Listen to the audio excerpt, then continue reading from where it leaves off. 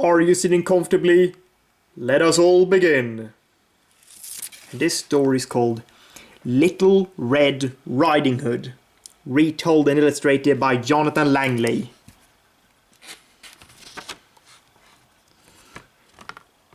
Little Red Riding Hood.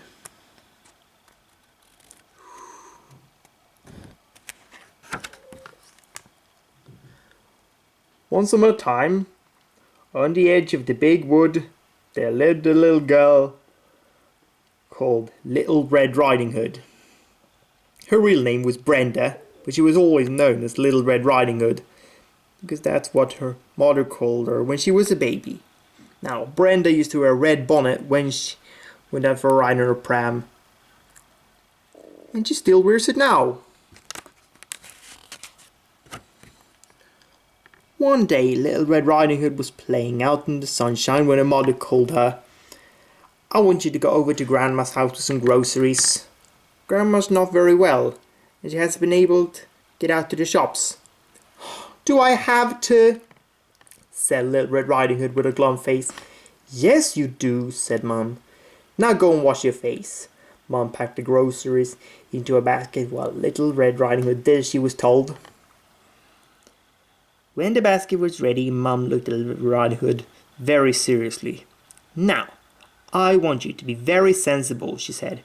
Go straight to the wood to Grandma's house. Don't mess about, stay on the path, and don't talk to any strangers. She kissed Little Riding Hood on top of her head, handed her the basket of groceries, and pushed her out the door.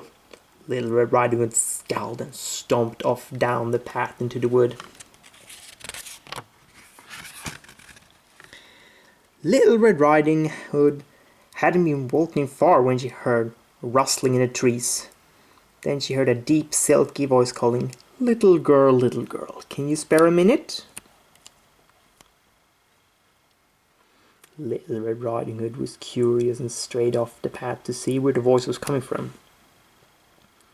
It seemed to come from the dark shadows behind the trees. There was a funny smell of old dogs, and for a moment she thought she saw a woolly figure.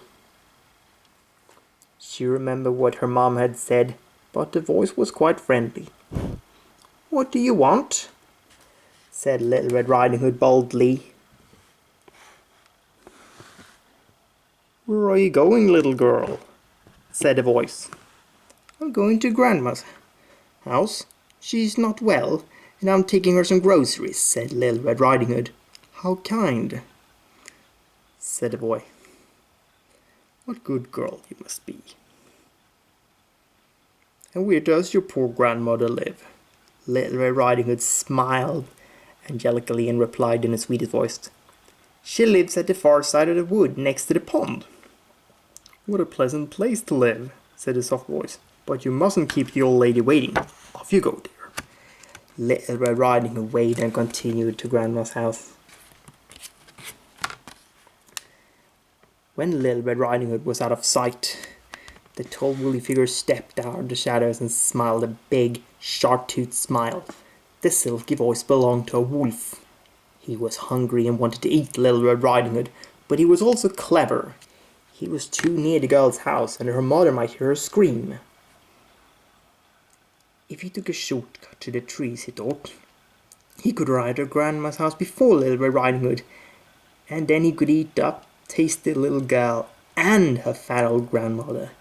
Licking his lips, he raced off into the dark wood.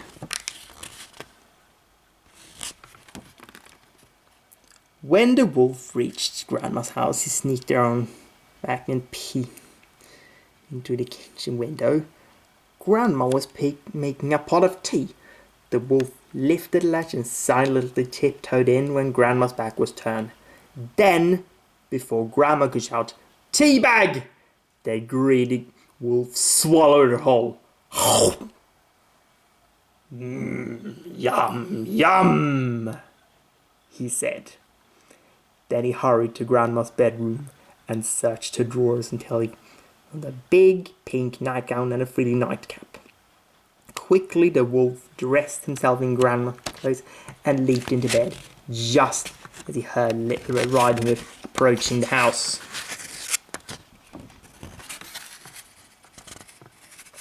"Grandma, where are you?" shouted Little Red Riding Hood. "I'm in bed, child," called the wolf in his best old lady voice. "Come right in, the door's not locked." Little Red Riding Hood opened the door and stepped into the kitchen. There was a funny smell which was different from Grandma's smell, and the teapot lay broken on the floor. "Grandma, are you all right?" called Little Red Riding Hood. "Yes, dear.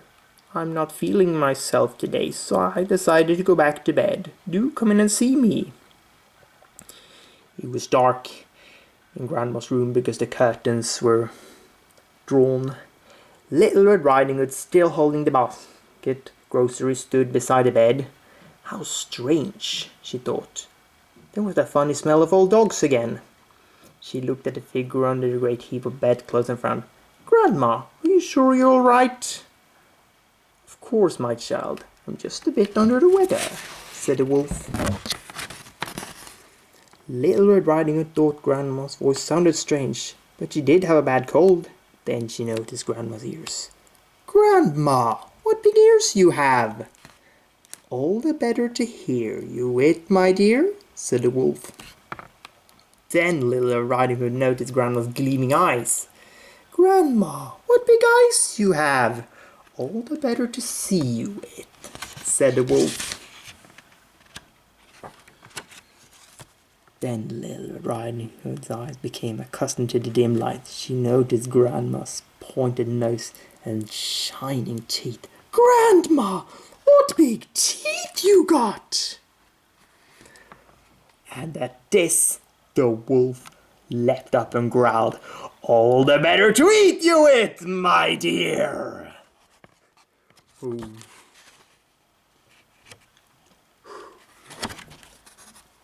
The wolf's jaws were all around her, but quick as a flash, Little Red Riding Hood swung the shopping basket and hit the wolf squarely on the nose.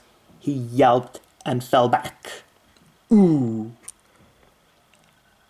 At that moment, the door burst open, and there stood Mum with Grandma's frying pan in her hand. She lifted it high above her head, then brought it down with a clang on the wicked wolf's head. He did not move again. Little Red Riding Hood ran to her mother, who hugged her tight. "Mum, why are you here?" she said. "I had a funny feeling in my bones," said Mum. "So I decided to come and see how Grandma was for myself." "Where is she?" There was a muffled cry from where the wolf was laying, and something was moving in the wolf's tummy. "Quick, Little Red Riding Hood, get the scissors," said Mum. With a snip, snip, snip, Mum cut the wolf's tummy open and spilled an angry Grandma. She was shaken, but luckily not harmed in any way. Yeah, she does look angry, doesn't she? "I'm going to teach that wolf a lesson," said Grandma. "Fetch me my sewing basket, Little Red Riding Hood." Grandma worked quickly from the kitchen sink. She pulled a sack of onions. She stuffed them all into the wolf's tummy, and then with her embroidery stitches sewed up the woolly beast's belly.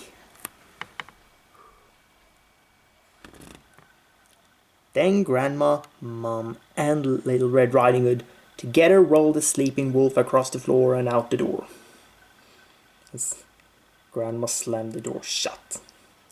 "Put the kettle on, Little Red Riding Hood. What we need now is a cup of tea," said Grandma, who was feeling much better. When the wolf woke up, he felt terrible. His head hurt and his tummy felt it was on fire. "Ooh," he said to himself. "I'll never eat another Grandma again." He never did, and he never talked to strange girls again, either. The end. Wow! The wolf got off pretty easy, don't you think? Absolutely. He should be lucky it wasn't a huntsman who barged in.